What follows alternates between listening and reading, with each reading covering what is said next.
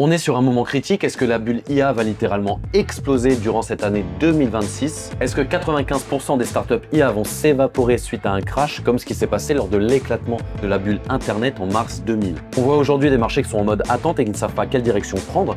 Alors on va regarder un petit peu de tout ça et on va s'aider de ce qui s'est passé en mars 2000 lors de l'éclatement de la bulle Internet, puisque comme tu le sais, la bourse, ce sont des cycles et les cycles ont toujours tendance à se répéter. Et d'abord, ce qu'on va faire, c'est qu'on va aller étudier les deux gros indices boursiers, donc le S&P 500 et le Nasdaq 100, pour constater un petit peu ce qu'ils font. Donc là, si on se met sur un graphique à la semaine, tu vois que depuis leur forte hausse d'avril 2025, les moyennes mobiles que tu peux voir ici commencent à être flat, c'est-à-dire qu'elles commencent à se mettre droites. D'accord? On n'a plus une évolution vers le haut comme c'était le cas auparavant. Si on se met sur une unité de temps à la journée, c'est encore beaucoup plus marqué. D'accord? Tu vois qu'ici, on évolue dans un canal parallèle qu'on a du mal à aller casser. On a ici cette résistance et on évolue à l'intérieur de ce canal. On n'arrive pas à reprendre cette hausse. On va aller voir sur le Nasdaq 100 ce qui se passe. Donc même chose ici, un graphique à la semaine. Donc tu vois, explosion à partir d'avril 2025, des moyennes mobiles orientées à la hausse. Et ensuite, elles redeviennent flat.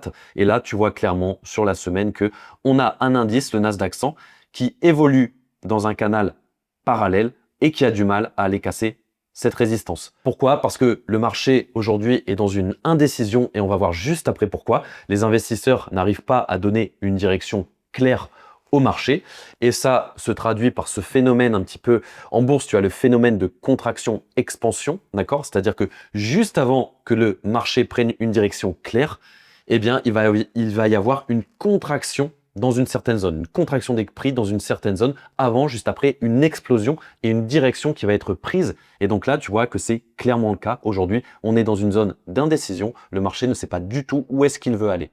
Dans un premier temps, une des premières explications, c'est tout le cash qui va être accumulé par les market makers, donc par les banques d'investissement, les fonds institutionnels, qui du coup ne savent pas quoi faire et n'investissent pas tout ce cash sur les actions.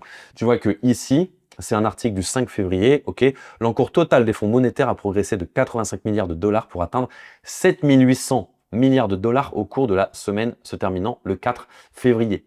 Donc, premier élément d'explication sur pourquoi le marché n'avance pas, enfin, il ne baisse pas, mais il ne monte pas non plus. Il est dans une zone où il évolue dans un range, il ne fait rien.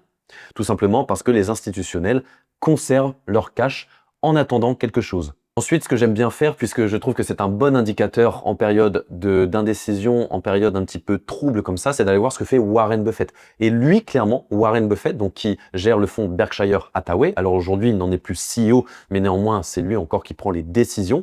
Il n'est plus forcément dans l'opérationnel, mais c'est lui qui élabore la stratégie. Et tu vois que sur son fonds Berkshire Hathaway, en fait, il a une réserve de cash aujourd'hui de 30%. D'accord? Sur tout l'historique de son fonds qu'il a créé, ça ne lui était jamais arrivé d'avoir autant de réserves de cash. Donc si Warren Buffett le fait, c'est forcément qu'il a accès, lui, à des données que nous n'avons pas en tant qu'investisseurs particuliers, et ça te donne une vraie tendance sur le marché. Autre élément qu'il est à mon sens important de prendre en compte, c'est le sentiment des investisseurs sur le marché pour ces prochaines semaines. Ici, c'est une enquête qui est faite par l'Association américaine des investisseurs individuels. Et tout simplement, tu peux voir que le pessimisme arrive de plus en plus sur les marchés au niveau des investisseurs. Pourquoi? Parce que là, tu peux voir que c'était encore le 14 janvier 2026. On avait des investisseurs individuels qui étaient favorables, en tout cas optimistes sur le futur du marché à quasiment 50%, d'accord, 49,5%. Et là, début février, donc c'était une nouvelle enquête le 4 février 2026, ils sont plus qu'à 40%. 39,7%. Il leur demande quelle sera l'évolution du marché boursier au cours des 6 prochains mois. Donc ça, clairement, c'est aussi une opinion assez défavorable sur la croissance prochaine au niveau du marché américain. Enfin, une des grosses annonces de ces derniers jours, c'est que en 2026, tu as 650 milliards qui vont être injectés dans l'intelligence artificielle par le biais de Amazon, Google, Meta et Microsoft, qui vont injecter 650 milliards cette année. Donc, c'est des chiffres énorme et c'est pour ça qu'aujourd'hui le marché se met en mode attente puisqu'il ne sait pas trop où ça va aller. Est-ce que ces milliards qui vont être injectés vont se transformer en croissance, en bénéfices réels? Ou alors est-ce que justement ça va simplement venir booster de façon artificielle les capitalisations de ces entreprises et qu'à un moment donné, tout simplement, ça va faire flop? Maintenant, si tu me suis un petit peu depuis quelques semaines, il y a un trader que j'aime beaucoup qui est Jesse Livermore, l'ours de Wall Street, qui est devenu milliardaire grâce à la bourse. Et lui, il avait une théorie dans son bouquin Mémoire d'un spéculateur, qui a été écrit par Edwin Lefebvre. Il avait une théorie, c'était qu'à partir du moment où les anciens leaders du marché ne progressaient plus, alors c'était qu'on était sur un marché qui était en train de se renverser et qu'on était sur un marché qui était à la peine. Et du coup, ici, ce qu'on va faire, c'est qu'on va aller regarder tout de suite ce que font les anciens leaders. Donc, tu avais Nvidia en 2023 qui avait fait du plus de 130% de performance, et ensuite Palantir Technologies en 2024 qui avait fait plus 340% de performance. On va aussi aller voir WDST, Western Digital Company, qui a fait du plus 300% également sur l'année 2025. Donc au niveau de Nvidia, qui est, je te le rappelle, la boîte la plus capitalisée au niveau du S&P 500, tu vois clairement que sur un graphique à la semaine, ça fait du surplace. Donc même chose, il a repris sa hausse. En même temps, tu vois que le Nasdaq, on peut voir le même parallèle, que ce soit Nvidia ou les indices, on peut clairement établir un parallèle, puisque là, tu vois qu'une forte hausse à partir de avril 2025. Et si tu vas sur le Nasdaq 100, c'est exactement la même chose. Tu vois, avril 2025, forte hausse. Et aujourd'hui, ça évolue en range dans un canal parallèle. Donc Nvidia, c'est exactement la même chose. Donc on a un leader qui tout saute un petit peu. Donc ça donne une vraie tendance, en tout cas une vraie indication sur le marché. Et maintenant, on va aller voir Palantir Technologies. Donc Palantir Technologies, c'est PLTR. Et là, tu vois que même chose, on a une forte hausse, boum, à partir d'avril 2025. Et là, clairement, ensuite, on a une baisse qui s'en est suivie, ok? Et sur WDC, par contre, on n'est pas encore sur les mêmes ordres de grandeur puisque on a toujours une hausse assez importante sur WDC. Juste attention, si on se met sur un graphique à la journée, tu vois que la hausse de ces derniers jours commence à ralentir un petit peu. En tout cas, c'était l'idée de Jesse Livermore qui expliquait que lorsque les anciens leaders ne progressent plus, alors c'est qu'on est sur un marché qui ne sait pas ce qu'il veut faire. Ça ne veut pas dire que ça va cracher demain, mais en tout cas, il faut être très précautionneux, faire très attention avec ton argent et surtout se mettre en mode attente pour le moment. Et d'ailleurs, je vais te montrer tout de suite quelque chose de très intéressant. Si on va sur le Nasdaq 100 et qu'on se met en monthly, donc sur une période au mois, d'accord, sur une unité de temps au mois, là, tu vois qu'on a très clairement deux doji, ici et ici. Et un doji, c'est quoi? Tout simplement, c'est une bougie avec un corps très petit et deux mèches assez importantes vers le haut et vers le bas, d'accord? Donc ça veut tout simplement dire que le marché ne sait pas quelle direction prendre. Le doji, c'est une figure d'analyse technique qui traduit une tendance d'indécision tout simplement. Et désormais, ce qu'on va aller faire directement, c'est un petit parallèle avec la crise de la bulle Internet qui s'est passée en mars 2000. Donc, on va aller voir tout ça. Et ici, tu vois qu'on arrive ici, hop, en mars 2000, à cet endroit-là.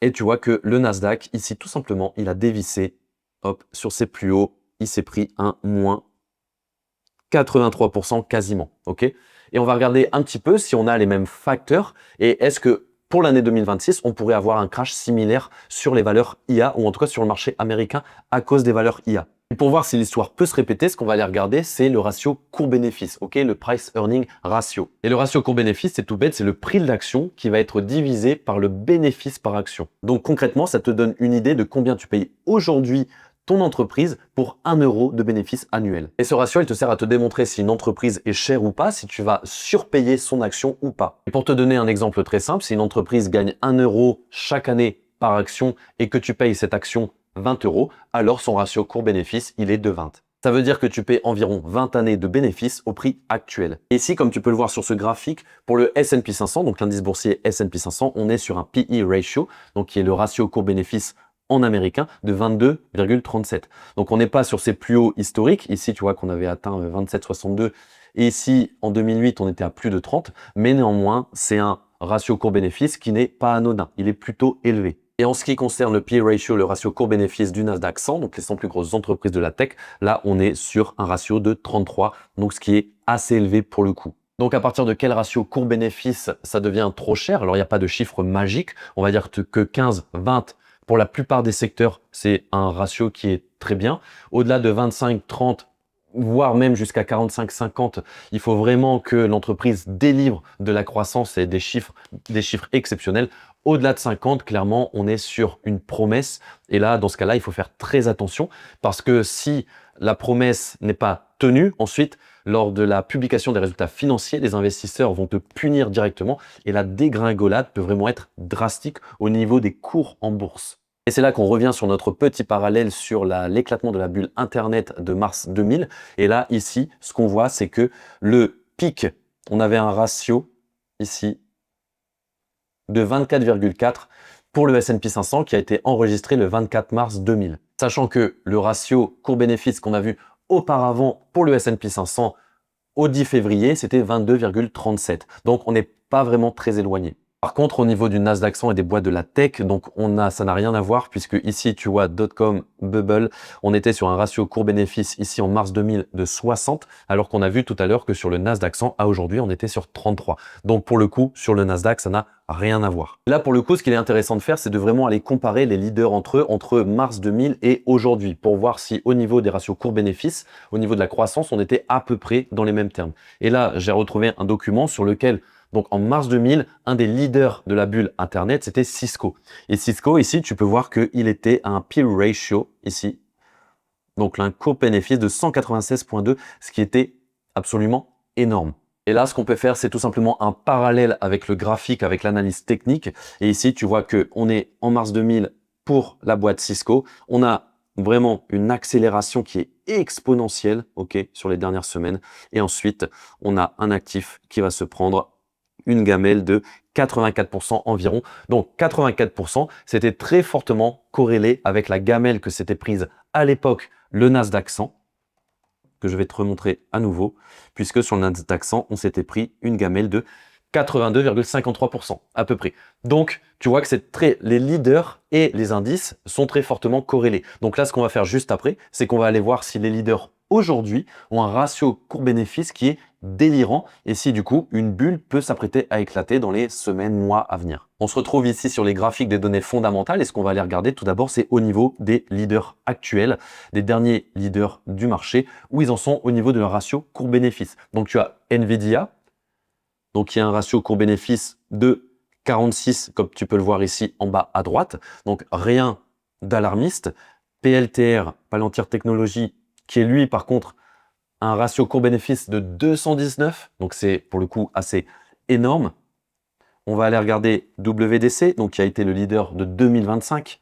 WDC qui lui est un ratio court-bénéfice de 26, donc rien d'alarmant. Encore une fois, si tu compares au 196 de Cisco, ça n'a absolument rien à voir. Et enfin, je t'ai mis le ratio court-bénéfice des 4 autres plus grosses boîtes dans le domaine de l'IA. Donc, tu as Amazon qui s'est lancé clairement dans l'IA, Meta, Google et Microsoft. Et là, tu vois qu'on a des ratios court-bénéfices qui sont assez similaires, donc qui vont de 25 à 29. Ok, j'ai mis un graphique sur 3 ans, mais tu peux aussi le mettre sur une année. C'est un petit peu plus le bordel, un peu moins lisible, mais tu vois que ça va de 25 pour Microsoft à 29 pour Google. Donc, rien d'alarmiste par rapport au 196 de Cisco. Donc, pour finir, est-ce que 2026 et la bulle IA, c'est exactement comme 2000 et la bulle Internet? Et bah, du coup, tu vois que non, pas vraiment. Pour résumer, on a un ratio court-bénéfice d'un S&P 500 qui est à 22,3. On a un ratio court-bénéfice d'un Nasdaq 100 qui est à 33, alors qu'à l'époque de l'explosion de la bulle Internet, il était à 60. Le S&P 500, lui, était un petit peu plus élevé, il était à 24,4. On a énormément d'investisseurs institutionnels, de banques d'investissement qui accumulent du cash. On a un Warren Buffett aussi qui a 30% de cash sur son portefeuille et on a des poches de valorisation sur les différents leaders de l'intelligence artificielle qui sont élevés au niveau du ratio court-bénéfice, mais pas non plus délirante. Et surtout, tu as eu l'annonce par les Amazon, Google, Meta, Microsoft qu'ils allaient injecter 650 milliards de dollars dans l'intelligence artificielle sur l'année 2026. Et comme je te l'ai montré auparavant sur le S&P 500 et le Nasdaq 100, on a des indices qui se mettent aujourd'hui à faire du surplace, d'accord, à évoluer dans un canal parallèle pour l'instant duquel ils ne veulent pas sortir. Donc, est-ce que c'est simplement une pause ou est-ce que c'est un probable ensuite retournement de marché? Je pense que on est clairement sur la fin d'un cycle haussier, puisque si tu regardes, hein, on est sur les plus hauts historiques, que ce soit au niveau du S&P 500 ou au niveau du Nasdaq 100. Maintenant, est-ce que ça présage d'un retournement et de l'éclatement d'une bulle? Probablement pas tout de suite. On est sur des valorisations qui ne sont pas encore complètement délirantes. On n'est plus sur un phénomène d'euphorie, puisque c'était le cas en mars 2000. On a un phénomène d'euphorie qui s'est très vite retourné contre les investisseurs eux-mêmes. Aujourd'hui, tu vois que on est en phase d'attente, de décision. On ne sait pas trop ce que va faire le marché. Sans doute, probablement que les investisseurs se demandent aussi si tous les profits qui vont être réalisés dans l'intelligence artificielle vont se transformer en bénéfices futurs. Donc même si ceci n'est pas un conseil financier et que je ne prodigue pas de conseils en investissement, ce que je fais pour ma part, c'est que je suis toujours investi sur les marchés, sur les grosses valeurs IA notamment, mais je ne suis pas à 100% investi, je ne suis pas full investi de mon portefeuille, je garde toujours une poche en cash à côté, au niveau entre 30 et 40% pour me préserver et justement attendre de voir ce que va faire le marché par la suite. Si tu as kiffé cette vidéo, n'hésite pas à mettre un pouce bleu et à t'abonner, ça va beaucoup m'aider. Et aussi, je te rappelle que tu as une mini-formation gratuite ainsi que la possibilité de réserver un appel gratuit avec moi pour qu'on élabore ta stratégie ensemble au niveau de l'investissement sur les marchés financiers. Et d'ici là, je te dis à très bientôt et ne baisse jamais tes stop-loss.